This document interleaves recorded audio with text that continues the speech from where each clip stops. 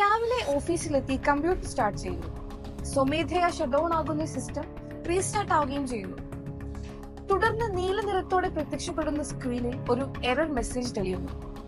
നിമിഷ നേരം കൊണ്ട് വ്യോമഗതാഗതം മുതൽ സൂപ്പർ മാർക്കറ്റുകൾ അടക്കം നിശ്ചലമാകുന്നു.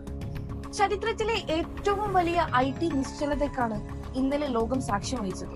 ബ്ലൂ സ്ക്രീൻ ഓഫ് ഡെത്ത് എന്ന വിശേഷണമുള്ള ഈ IT തകരാർ യഥാർത്ഥത്തിൽ എങ്ങനെയാണ് സംഭവിച്ചത്?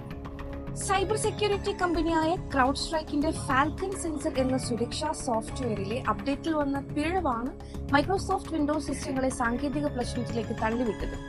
ലോകത്തെ മുൻനിര ബിസിനസ് സ്ഥാപനങ്ങൾ വിശ്വസിക്കുന്ന സൈബർ സുരക്ഷാ കമ്പനിയാണ് ക്രൗഡ് സ്ട്രൈക്ക്. ഇതൊരു തേർഡ് പാർട്ടി പ്ലാറ്റ്ഫോം ആണെന്നാണ് മൈക്രോസോഫ്റ്റ് പറയുന്നത്. വൈറസുകളിൽ നിന്നും ഹാക്കർമാരിൽ നിന്നും സമ്പൂർണ്ണ സുരക്ഷ വാഗ്ദാനം ചെയ്യുന്ന കമ്പനിയുടെ അബദ്ധത്തിന് വലിയ വിലയാണ് ബാങ്കുകൾ കടക്കം കൊടുക്കേണ്ടി വന്നത്.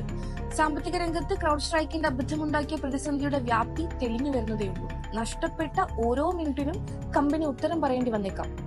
വിമാനത്താവളങ്ങൾ, ബാങ്കുകൾ, കമ്പനികൾ, സർക്കാർ സംവിധാനങ്ങൾ തുടങ്ങി ക്രൗഡ് സ്ട്രൈക്കിന്റെ ആന്റിവൈറസുമായി ബന്ധിപ്പിച്ചിട്ടുള്ള മൈക്രോസോഫ്റ്റ് കമ്പ്യൂട്ടറുകളിലെല്ലാം പ്രശ്നം നേരിട്ടു. ലോകമാകെ 1000-ലധികം വിമാന സർവീസുകളാണ് വിൻഡോസ് OSലെ പ്രശ്നം കാരണം മുടങ്ങിയത്. ഇന്ത്യയിലും വിമാന സർവീസുകൾ താറുമാറായി. ഇപ്പോഴും പല വിമാനത്താവളങ്ങളിലും ചെക്ക് ഇന്നും സർവീസുകളും വൈകുകയാണ്. ക്രൗഡ് സ്ട്രൈക്കിന്റെ അപ്ഡേറ്റിലുണ്ടായ പിഴവിനെ തുടർന്ന് ആഗോള വ്യാപകമായ വിൻഡോസ് കമ്പ്യൂട്ടറുകൾ നേരിടുന്ന പ്രശ്നത്തിൽ പ്രതികരണവുമായി മൈക്രോസോഫ്റ്റ് CEO സത്യ നദല രംഗത്തെത്തി.